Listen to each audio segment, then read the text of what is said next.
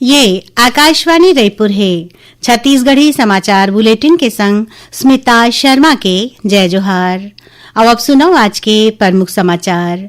प्रधानमंत्री कीन है कि छठ महापर्व संस्कृति, प्रकृति और समाज के बीच गहरा एकता के प्रतीक है।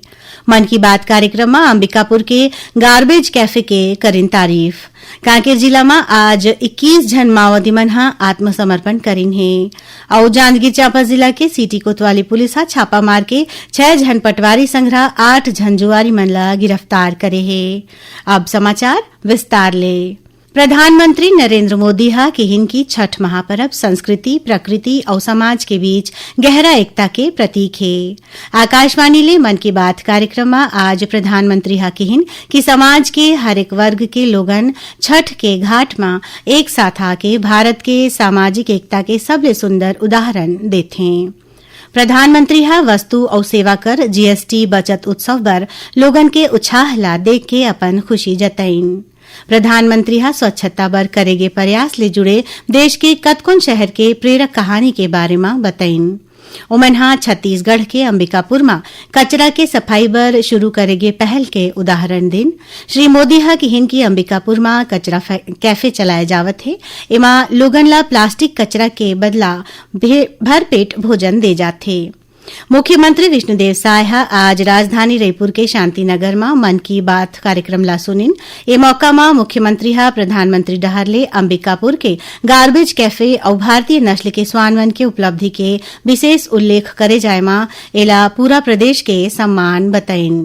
प्रधानमंत्री के मन की बात कार्यक्रम में अंबिकापुर के गार्बेज कैफे के विशेष रूप में चर्चा होएले अंबिकापुर संग्रह प्रदेश के लोगन ला गर्व और खुशी मिले है।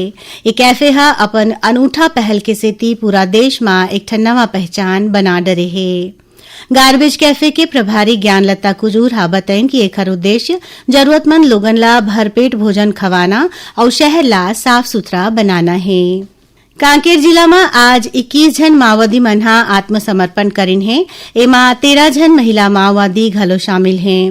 उप मुख्यमंत्री विजय शर्मा बताएं कि ये सबो माओवादी मन केशकाल डिवीजन के कुएमारी और किसोकोडो एरिया कमेटी में सक्रिय रहिन। एमा डिवीजन कमेटी सेक्रेटरी मुकेश संघरा, 4 division vice committee member, 9 area committee member और 8 पार्टी सदस्य हैं। ए माओवादी मन 18 टन हथियार घलो जमा करिन है, जेमा 3 टन AK-47, 4 टन SLR, 2 टन इंसास, 6 टन 303 और 2 टन सिंगल शॉट राइफल और 1 टन VGL हथियार है।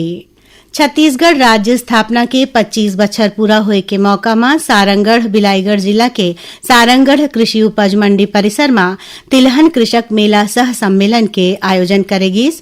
कार्यक्रम में राजस्व मंत्री टंकराम वर्मा शामिल हुइन। ये मौका में राजस्व मंत्री कहिन की प्रधानमंत्री नरेंद्र मोदी बछर 2047 तक भारत ला विकसित राष्ट्र बनाए के लक्ष्य में आगू बढ़त हैं। ए दिशा में दलहन तिलहन के ज्यादा उत्पादन, देश ला खाद्य तेल के आयात ले मुक्ति देवाही और आर्थिक आत्मनिर्भरता ला मजबूती देही। समारोह में बने काम करैया किसान और हितग्राही मन ला सम्मानित करेगीस। जांजगीर चांपा जिला के सिटी कोतवाली पुलिस छापा मार के 6 जन पटवारी संग्रह 8 जन जुआरी मन ला गिरफ्तार करे है। आरोपी मन में पटवारी संघ के कार्यकारी प्रदेश अध्यक्ष ज्योतिष सर्वे घलो शामिल हैं। पुलिस आरोपी मन तिरले 40,000 रुपया नगद संग्रह, 6 टन मोबाइल, 2 टन कार और 2 टन फटफटी ला जब्त करे है। आरोपी मन के खिलाफ जुआ प्रतिरोध अधिनियम में कार्रवाई करेगे है। छत्तीसगढ़ी समाचार बुलेटिन आप मन आकाशवाणी रायपुर ले सुनत हो। छत्तीसगढ़ के खबर ले है आपकी वास्ता और खबर के विश्वसनीयता ले है हमार वास्ता। आकाशवाणी समाचार रायपुर के प्रादेशिक समाचार बुलेटिन के संगे संग हमार समसामयिक कार्यक्रम आप रेडियो के संग अपन मोबाइल में घलो सुन सकत हो। आकाशवाणी समाचार फेसबुक, ट्विटर और यूट्यूब में घलो हावय। हमार फेसबुक पेज हरे Chhattisgarh news on AIR, Twitter handle CGAIR news और हमार यूट्यूब चैनल हरे छत्तीसगढ़ AIR न्यूज। तो अब रेडियो के संगे संग आपके मोबाइल के माध्यम ले हम आप तक पहुंचत हन। छत्तीसगढ़ के हर खबर पर सुनत रहो आकाशवाणी समाचार। अब आगू बाढ़बो बाचे समाचार कोती। प्रदेश के वाहन चालक मन ह अनिश्चितकालीन हड़ताल में हवै। छत्तीसगढ़ ड्राइवर महासंगठन के बैनर में अपन 10 सूत्रीय मांग ला लेके वाहन चालक मन ह आने जिला में प्रदर्शन करत हैं, जेखर ले प्रदेश में परिवहन व्यवस्था प्रभावित होए हे।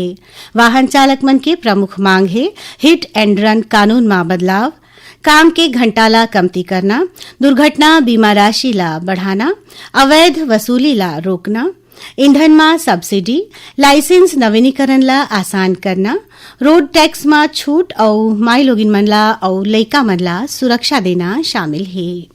छठ महापर्व के आज दूसरा दिन है। एक खरना के नाव ले घलो जाने जाथे। व्रत के तीसर दिन काली सम्मार के कतकोन नदी और तालाब के किनारे के छठ घाट में सूर्य ला पहली अर्घ दे जाही। 28 अक्टूबर के निकलत सूरज ला अर्घ दे के संगे 4 दिन के छठ के पर्व के समापन होही। छठ पर्व बर राजधानी रायपुर के महादेव घाट के संगे कतकोन तालाब मन में विशेष व्यवस्था करे गे हे। प्रधानमंत्री नरेंद्र मोदी हा ये मौका में लोगन ला शुभकामना दीन है और छठ के व्रत रखैया माई लोगिन मन के भक्ति ला प्रेरणादायक बताइन है। और अब थोरकुन समाचार सार में। राज्य सरकार हा बस्तर जिला के ग्राम फरसागुड़ा के रूप सिंह मंडावी ला छत्तीसगढ़ राज्य अनुसूचित जनजाति आयोग के अध्यक्ष नियुक्त करिन है। छत्तीसगढ़ राज्य स्थापना दिवस के मौका में 1 नवंबर के राज्य शासन ह शैक्षणिक संस्थान मन में अवकाश घोषित करे है। सामान्य प्रशासन विभाग ह ए संबंध में आदेश जारी कर दे है। और कोरबा जिला के एससीएल गेवरा परियोजना में आज ट्रेन ले लोडर के टकरा जायले एक लोडर चालक के मौत हो गई है। आखिर में प्रमुख समाचार एक गांव फिर। प्रधानमंत्री हा कहिन की छठ महापर्व संस्कृति, प्रकृति और समाज के बीच गहरा एकता के प्रतीक है।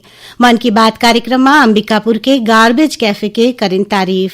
कांकेर जिला में आज 21 जन माओवादी मन हा आत्मसमर्पण करिन और जांजगीर चांपा जिला के सिटी कोतवाली पुलिस हा छापा मार के 6 जन पटवारी संग्रह 8 जन जुआरी मन ला गिरफ्तार करिन। एकरे संग छत्तीसगढ़ी समाचार बुलेटिन एहे सिरावत है। जय जोहार।